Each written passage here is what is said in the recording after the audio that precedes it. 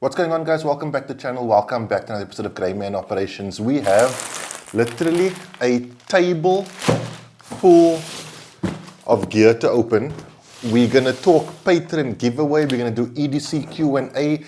I don't want to waste any time. I've got to do some admin, guys. If you are a patron, remember at the end of June, April, May, June, we're giving away a Canik Meta MC9 with a red dot, with an extended mag/grip extension, which I just reviewed recently, as well as we're trying to get our hands on a Nightcore weapon light to give away as well. So that is next month on Patreon. I asked my patrons this week for questions that they wanted me to ask and answer in this video, so we're going to do that. In this box is May's patron giveaway, which we're going to get to first. Guys, if you want to become a patron and get in on all of this, you can do so via the first link in the video description below if you're watching on YouTube. If you're watching on Facebook or Instagram, it's the first comment. Let's open the first package. So, dudes, I know what this is. Those of you who watched last week, last week was my Huntex video, and I said I saw the most awesome plate carriers at Huntex. These are EDC Gear plate carriers. These are currently being run by Italian Special Forces, and I saw it last week at Balva Tactical Stand, and I thought, man, this is such an awesome plate carrier. I've got to get my hands on some. I've got to give some away to my patrons. So we are giving away 2 plate carriers at the end of May to my patrons, but it's not, you know what, let me make this a lot simpler for you. Guys, in terms of plate carriers, how slick is this? So this is exactly what we're giving away. We're giving away the plate carrier. We are also going to be giving away this Molly, laser cut Molly panel, which you can attach things to. That is this right here. We are also going to be giving away 2 ballistic side panels that would go year and year if you want to add ballistic plating. How slick is, you want to see how slick this is? How am I going to show? Look at how slick this is. This has 2 level 3 plates in it, right? Look. That is, we're also going to be giving away this, guys. This is a Velcro patch. It's glow in the dark. Do not put it on your plate carrier. You're just going to announce to everyone where you are. I just wanted to show you that we're going to be giving away, well, actually, that as well. And we're going to be giving away a set of Velcro extended TPU Velcro zipper pulls at the end of May. It's a great time to be a patron. This has got to be the slickest. I'm probably messing with our mic here. How slick is this, right? I got to show it to you. Oops, I got to show it to you again. That is one slick as plate carrier, and this has, like I say, 2 level 3 plates in them as we speak. Let's get to the first question. So I'm going to ask more than one question at a time because we've got so many here. Jean Piero asks, what is your dream gun that you wish you could EDC? Mine would be a Beretta or a VP70. Very, very easy. A Staccato XC with a Surefire X300 and an aimpoint acro. That thing is not only beautiful in terms of firearms, that is like a beautiful thing. Like, man, it's I've never shot one, I've never even held one, I'll probably never own one, right? Because it probably costs like 100 grand here in South Africa. But that has got to be the best looking setup I've ever seen. I'm like emotionally attracted to that setup. Heinz says, this is why we love you. I'm no YouTuber, but I do know what it takes. I do know it takes a lot of time out of your schedule. How do you balance it? Do you have a day job with training, working, making content, reviewing stuff? How do you do it? Cheers, thanks for the great channel, bro. So there is no balance. Like, if you want to get into the YouTube thing, especially into the guns and gear stuff, do not get into it for the money. You're not making any money. I guarantee. You know what? I just have to have a bit of a rant. My mics, I'm sorry if the sound isn't as good as it should be. I broke both my mics last week at Huntex. Last week, look at this. Freaking broken. And this mic, the audio isn't that great, and the power button, because I had to switch the mic on and off all the time at Huntex, both mics have like a messed up power button. So I got to buy new mics. And I hate buying mics because mics serve no other purpose other than to be a mic. Lights, cameras, I can still do things with. I hate buying mics. Anyway, that's my little rant. Yes, I do have a day job. I work a 9 to 5, 40 hours a week like everybody else. And I film these videos on a Friday or a Saturday, and then I will either edit Saturday night until the early hours of the morning, or film and edit, in which case I won't sleep on Saturday. I'll usually get to bed at like 4 o'clock, 5 o'clock on Sunday morning, which is the only time Michelle and I have for each other. That is the price you're going to pay if you want to do this kind of thing. You don't make money. I've lost money from my YouTube channel, but I love gear. Like I literally love gear. I don't know how to describe it. Like, I'm so happy when I get my hands on new gear, when I get to test out new things, when I get to give away new things. I just love that shit, right? So for me, it's worth it. I would just say, if you are going to do if you are going to do any kind of YouTube channel, make sure you like what you're doing, not getting into it for the money. You know what? Sorry, I have to say something. When you want to get somewhere in life, right? I have a nephew who is wanting to be a sprinter, and he always trains harder than what most people say he should. Balance is very important when you've reached your goal, right? That's when you can get balance. I am not a big believer in balance. In fact, I often tell Michelle, if not enough people are saying you are crazy, you're not trying hard enough. I'm not where I want to be at. I'm not a millionaire or anything like that. So I don't too much fuss about balance. I work till I'm burnt out, and then I crash, and then it's like 2 weeks of no videos, and that's just the repeat. But you need a very understanding wife. Michelle and I never go anywhere on a weekend. For 7 years, we filmed a video every single weekend, 99% of the time. So she never ever gets to go anywhere.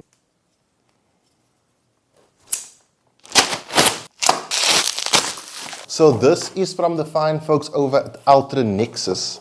We've got the Acebeam G10, which is a pistol-mounted, weapon-mounted light. And then we've got the Acebeam G15, which is a rifle-mounted, weapon-mounted light. This I'm going to try out when I get my Strybog, which is something I'm looking forward to. This I will try out sooner. That is a unique design. I see it's got the button activation type situation, as well as the common lever locking system. So we will give this a test and see how it goes. I'm always keen to try new gear and give people options for weapon mounted lights. I'm a huge believer in everyone should be running a weapon mounted light on their everyday carry firearm. So we'll give that a look. Thank you so much to the folks over at Ultra Nexus. Norman asks, I would like to know just how much of your lifestyle has changed since your EDC journey started till now. Besides training and gear, what can a fresh grey man and woman expect in terms of actually making the lifestyle changes needed in order to be effective and safe? And lastly, tell us more about the MC9LS. It's so hard because this is like my normal lifestyle now. I've been doing this for the past 7 years. So I don't even remember life before this. I can tell you the things I remember the most are you become more vigilant when you're carrying a gun. That I can truly tell you.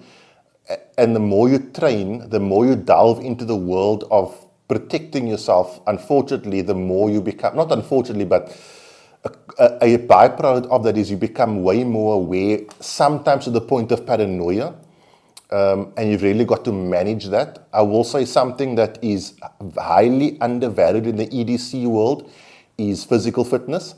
Go on a hard training course and you will see that shooting is 10% of your struggle on that course, and running around is 90% of it. So don't discount your fitness. I've become EDC, well, here's maybe the truest thing or the most valuable thing of all. EDC has become such a part of my life. I don't think of it as a part of my life. I think of it as just my life now. So if it is something you're doing, just continue doing it, and eventually you'll wake up in the morning and it'll be like, you won't even be thinking about doing what you're doing. You're just going to carry the knife, you're going to carry the flashlight, you're going to carry the firearm. It's going to be like a normal thing. And I'll tell you, in my life, I've actually used every single thing that I EDC. Simon says, hello, my EDC consists of gun, 2 mags, knife, I'm assuming that's pouch, a small first aid kit, stop the bleed kit, My problem is a proper comfortable bag. I prefer a sling bag across the shoulder, but getting one is a problem. Size does matter, as it should be smallish but still have enough space. Dude, I'm going to link it in the video description below. The Nightcore, is it the BP18 or the BP16? I think it's the 18. I reviewed it. I'm going to link it down below. It's a backpack that can also be a sling bag. So you can disconnect the straps and you can sling it across. Travis from EDC Gear, I think, brings them in. And then Nightcore SA also brings them in. Very nice backpack, not too big, not too small. I'm sure pictures have been popping up in your screen of me wearing it. Give that a look. I'll link it in the video description. I think that might be what you're looking for. Oh, sorry, Norman also asked me about the MC9LS. So the MC9LS is basically the MC9 long slide. Imagine the MC9 with this grip and a longer slide, but this width. All these firearms are MTM safe, by the way. And that's what the MC9LS is. So this is from the folks over at Rhino Arms. I know what this is. I've actually had this for a while, but I just haven't had a chance to film this video, so I didn't want to open it. What this is something for my Glock. Come on, you pig.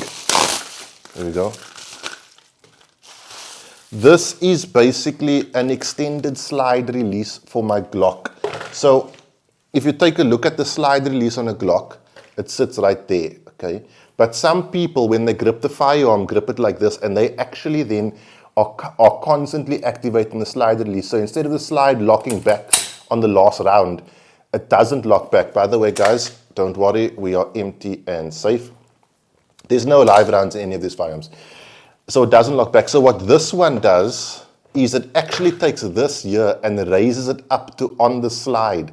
So you get a more consistent slide locking back at the last round, and it's supposedly an easier way to drop the slide again after it locks back. So you might be seeing the good old Glock on the channel again soon, because I'm definitely going to do a comparison between this and this. So Francois asks, hi Ryan, what's the best self-defense ammo, jacket, or roller point to use with a canic firearm? I only run Winchester Ranger 127 grain plus P. It's the only carry ammo I've ever run. I've never had an issue with any firearm. That's what I would recommend you go for. It's not the world's most expensive. They've always cycled. I think the last set of ones that I fired was, I think, about 4.5 years old, and they ran perfectly. So that's pretty much what I will always run. Chad asks, at what point did you start carrying 1-up in your EDC journey, and isn't it illegal? Chad, so no, it's not illegal.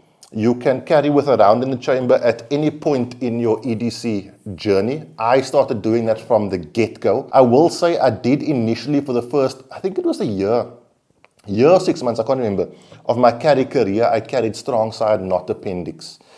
That was some advice given to me by someone I took, who I valued, and I listened to them. I'm not sad I did it, because at least I know now how, at least I know I can do it. But I often tell a lot of people these days, go straight to your desired carry position, because that's how you're going to carry. So the more practice you can get to that, the better. It's no more safe to carry strong side than it is to carry appendix. Okay, last one before our next package. John asks, good day Ryan, these are two questions very similar and the answers will probably overlap. What's your approach to building a minimalist EDC setup that you can easily and comfortably carry without sacrificing capability and function of your EDC? How do you adapt your EDC or gear loadout when traveling or entering restricted areas, for example a bank? Are there aspects of your EDC that are situation dependent, or do you always carry everything on you? No, definitely. So I'll answer the second one first.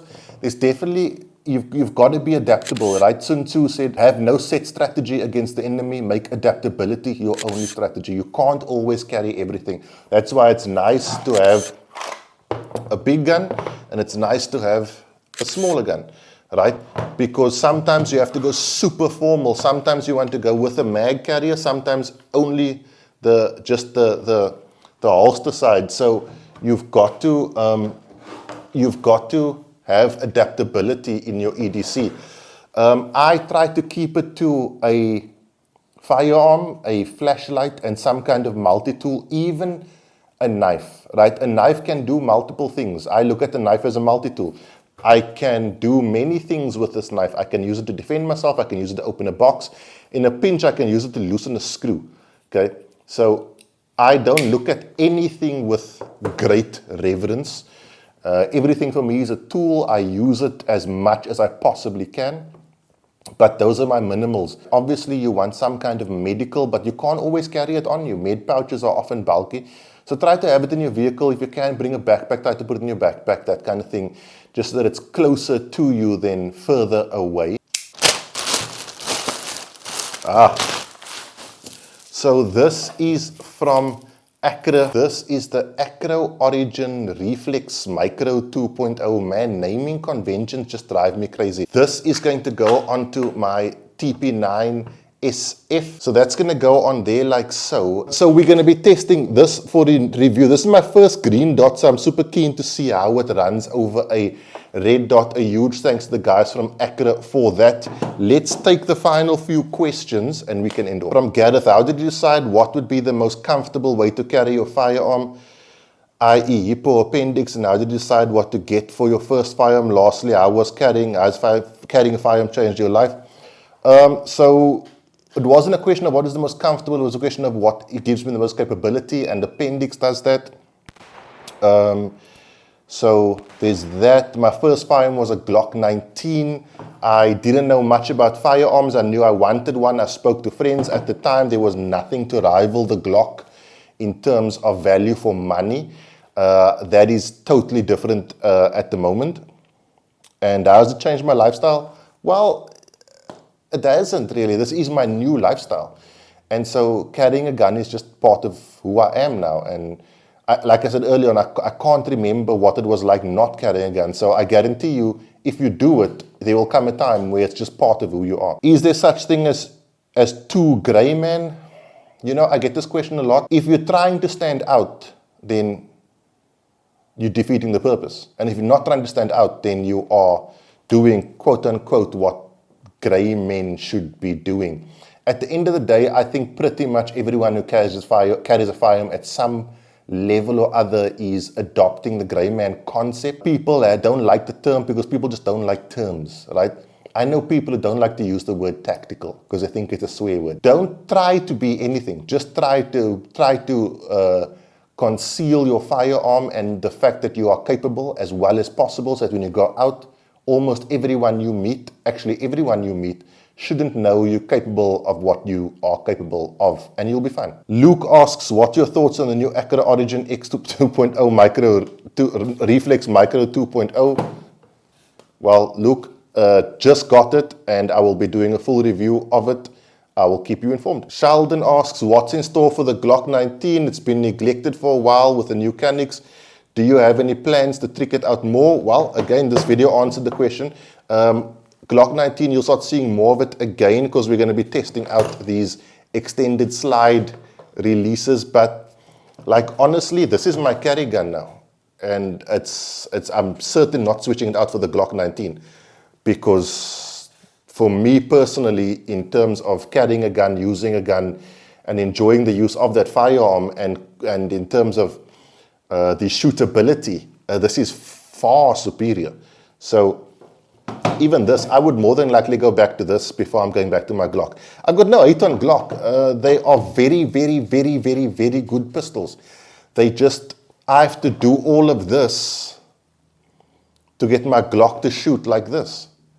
And so, no, I probably won't go back to my Glock 19 unless something drastic happens. And then lastly, Darren asks, hi Ryan, I'm fairly new to the EDC family. I've watched a lot of your videos and I know it takes time to find what you like in your experience. What would be your basic do's and don'ts when it comes to EDC? Also something I've come across in a few weeks of my EDC journey. I've noticed that more than ever, no firearm signs. What's your approach to this? Because if I want to stop at the shop for a visit to get some household things, if they have a no firearm policy, there's no way I'm leaving my firearm in the vehicle unattended. And I know most people say avoid that shop, but like I've said, it's more places than I thought now that I carry, shopping malls, etc. So I'll answer the second question first. My philosophy is I take my firearm everywhere. Okay? If I go into a place that happens to be a gun-free zone and it's legally enforced as a gun-free zone, I apologize. I'm sorry, I didn't see the sign, my mistake. I turn around and I walk out. I would say the places you don't want to carry a firearm are casinos and government buildings, if it's enforced. But your firearm is for your protection. I leave the house with my firearm on, not with the intention of going to break the law, with the intention of saving my life. Unfortunately, sometimes leads me to a place that is technically a gun-free zone. Do's and don'ts of EDC, man, that is impossible for me to tell you. Like, don't go overboard. Do your research first. Like, find YouTubers that you like. Don't listen to just one, shall I say. Buy once, cry once really is kind of a thing. Doesn't necessarily mean everything has to be expensive. It's not always about the name of something. So do research on things like that. Don't just go by name. Like, you might find the Accra Origin X is more survivable than a very popular red dot, and way cheaper. I don't look at anything with reputation. I quite like things that don't have a reputation because they often try much harder. Guys, I'm giving away two. Where's that other plate carrier? I'm giving away two of these plate carriers to my patrons at the end of May. The two I'm giving away is black. My one is this coyote color, which I think is really cool. Huge thanks to the guys at Balva Tactical for bringing these in. Guys, that is it. Thank you to everybody who sent me gear. Reviews are coming thick and fast every single week. Remember, if you want to be a patron, join via the link down below. That's it, guys. Have a good week. Be safe. Train hard. Cheers. God bless.